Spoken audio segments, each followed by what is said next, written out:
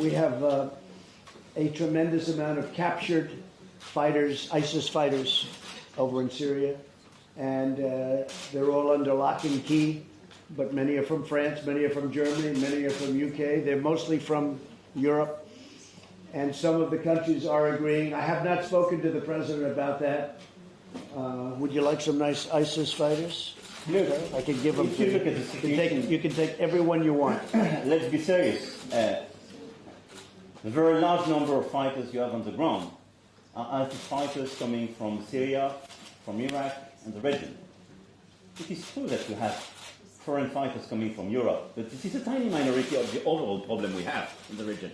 And I think number one priority, because it's not yet finished, is to get rid of ISIS and these terrorist groups. This is our number one priority.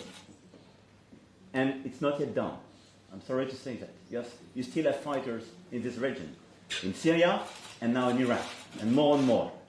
And the whole destabilization of the region makes the situation more difficult to fix the situation against ISIS.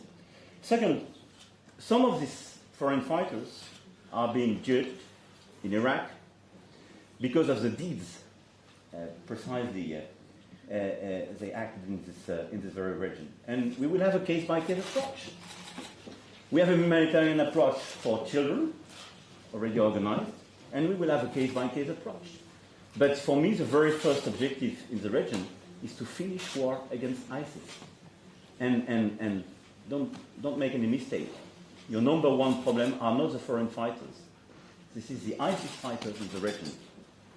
And you have more and more of these fighters due to the situation today.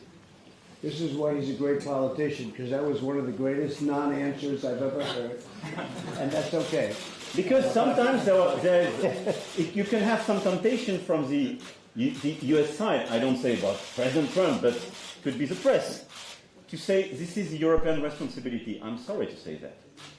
We have some of our people, but if you don't look at the reality of the situation, that is number one, not to be ambiguous with these groups. This is why we started to discuss about our relations with Turkey. But I think any ambiguity with Turkey vis-à-vis these groups is detrimental to everybody for the situation on the ground.